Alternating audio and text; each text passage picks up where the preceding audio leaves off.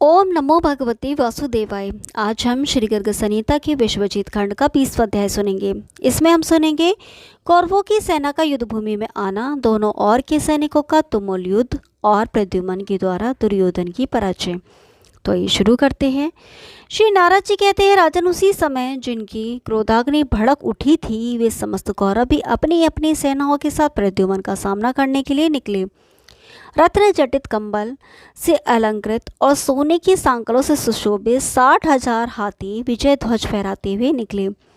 प्रलय प्योधि के महान आवर्तों के टकराने के समान गगन भेदिनी ध्वनि करने वाले 60,000 दुंदुभियों का गंभीर घोष फैलाने वाले वे गजराज क्रमशः आगे बढ़ने लगे।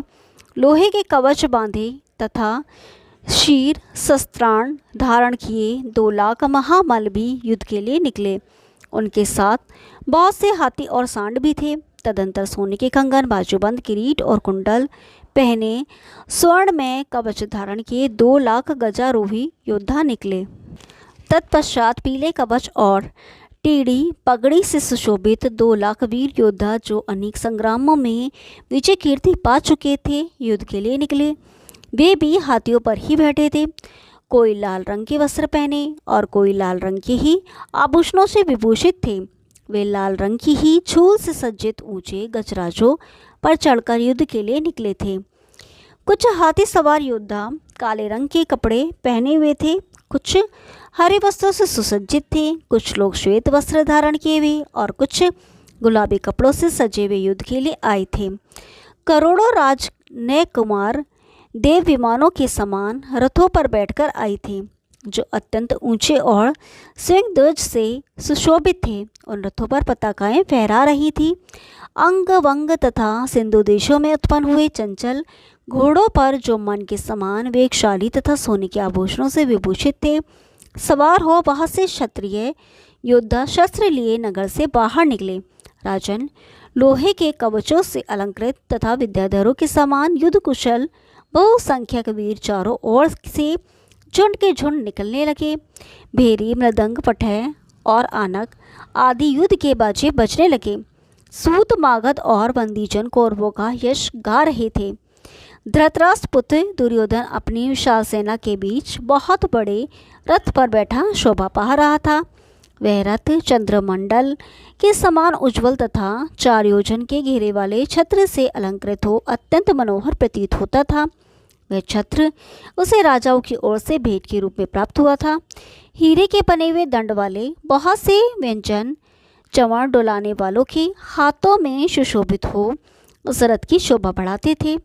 उसमें श्वेत रंग के घोड़े जुते हुए थे और उसके ऊपर सिंह ध्वज फहरा रहा था। दुर्योधन के अतिरिक्त अन्य धृतराष्ट्र पुत्र भी अलग अलग रथ पर बैठे थे। उनके रथों पर भी 4-4 योजन के घेरे वाले छत्र, जिनमें मोती की झालरें लटक रही थी, शोभा दे रहे थे। भीष्म, कृपाचार्य, द्रोणाचार्य, वाहिक, कर्ण, शल्य, बुद्धिमान, सोमदत्त, अश्वत्थामा, धौम्य, धनुर्धर, वीर, लक्ष्मण, शकुनी, दुशासन, संजय, भूरिश्रवा तथा यज्ञ केतु के साथ सुंदर रथ पर बैठकर आता हुआ राजा दुर्योधन मरुदड़ों के साथ इंद्र की भांति शोभा पा रहा था। राजन, उसी समय इंद्रप्रस्थ से पांडवों की भेजी हुई 2 प्रत्ना सेना कौरवों की सहायता के लिए आई। कौरवों की 16 अक्षौहिणी सेनाओं के चलने से पृथ्वी हिलने लगी। दिशाओं में कोलाहल व्याप्त हो गया और उड़ती हुई धूल से आकाश में अंधकार छा गया। घोड़े, हाथी तथा रथों की रेनों से व्याप्त आकाश में सूर्य एक तारे के समान प्रतीत होता था। भूतल पर अंधकार फैल गया। समस्त देवता शंकित हो गए। यत्र तत्र हाथियों की टक्कर से वृक्ष टूट टूट कर गिरने लगे। घुड़सवार वीरों के अश्व चालन से भूखमंडल खुद गया। कौरव और वृष्णिवंशियों की सेनाएं परस्पर जूझने लगीं। जैसे प्रलय काल में 7 समुद्र अपनी तरंगों से टकराने लगते हैं, उसी प्रकार उभय पक्ष की सेनाएं तीखे शास्त्रों से परस्पर प्रहार करने लगीं। जैसे बाज पक्षी मांस के लिए आपस में जूझते हैं, उसी प्रकार से युद्ध भूमि में घोड़े घोड़ों से, हाथी हाथियों से, रथी रथियों से और पैदल पैदलों से भिड़ गए। महावत महावतों से, सारथी सारथियों से तथा राजा राजाओं से रोषपूर्वक इस प्रकार युद्ध करने लगे, मानो सिन्हों से पूरी शक्ति लगाकर युद्ध कर रहे हों। तलवार, भाले, शक्ति, बर्छे, पट्टी, समुद्गर, गदा, मूसल, चक्र, तोमर, भिंदीपाल, शतंगी, भुशुंडी तथा चमकीले कुठारों एवं बाण समूह द्वारा रोषावेश से भरे हुए योद्धा एक दूसरे के मस्तक काटने लगे। रणभूमि में बाणों द्वारा अंधकार फैल जाने पर धनुधरों में श्रेष्ठ प्रद्युम्न बारंबार धनुष की टंकार करते हुए दुर्योधन के साथ युद्ध करने लगे। नृपेश्वर अनिरुद्ध भीष्म के साथ, दीप्तिमान कृपाचार्य के साथ, भानु द्रोणाचार्य के साथ, सांब बाहिक के साथ, मधु कर्ण के साथ तथा बृहदानु शल के साथ भिड़ गए।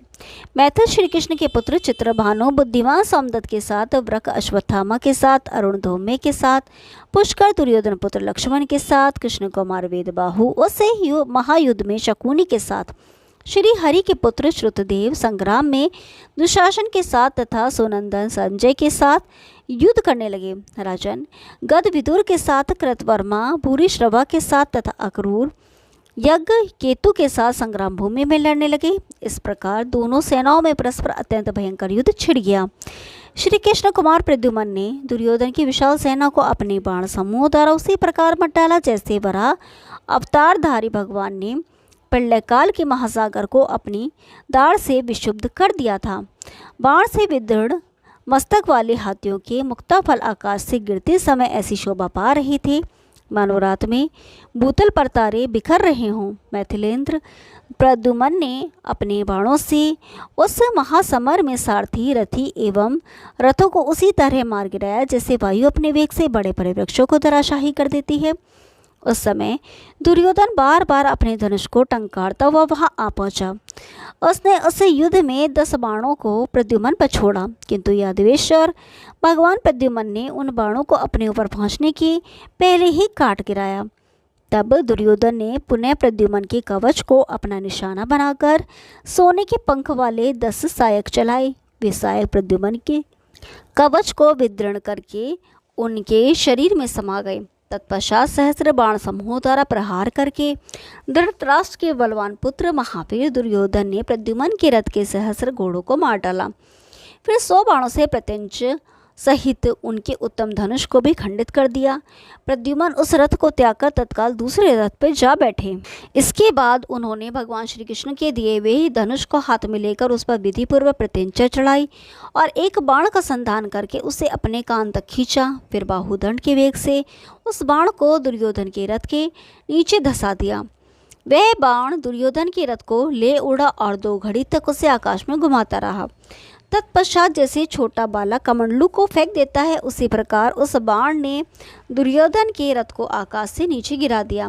नीचे गिरने से वह रथ तत्काल चूर चूर हो गया।